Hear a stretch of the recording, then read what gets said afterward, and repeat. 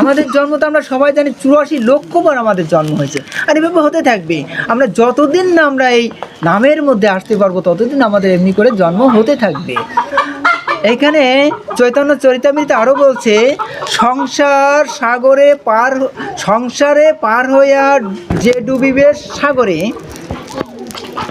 যে ডুবিছে সেই বোঝুক নিতাই চাঁদরে।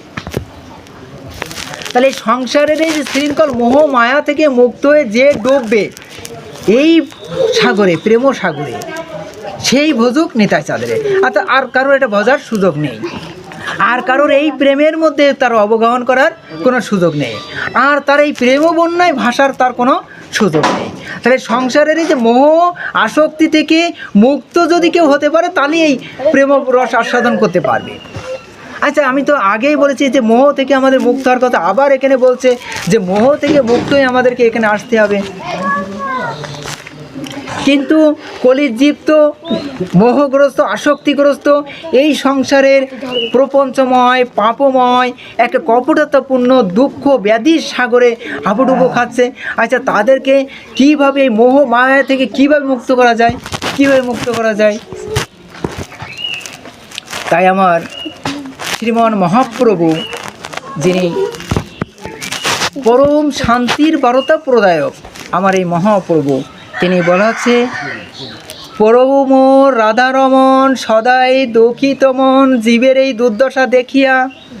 দেখেন, প্রভু মোর রাধারমন সদাই দুঃখিত মন জীবের এই দুর্দশা দেখিয়া। চৈতন্য, আমাদের জন্ম তো আমরা সবাই জানি 84 লক্ষ বার আমাদের জন্ম হয়েছে, আর এভাবে হতে থাকবে।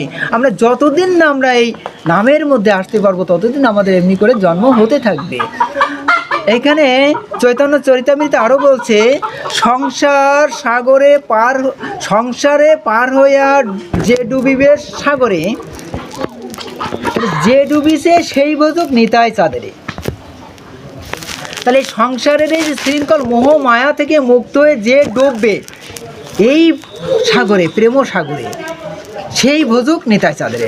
অর্থাৎ আর কারোর এটা বোঝার সুযোগ নেই, আর কারোর এই প্রেমের মধ্যে তার অবগাহন করার কোনো সুযোগ নেই, আর তার এই প্রেম বন্যায় ভাষার তার কোনো সুযোগ নেই।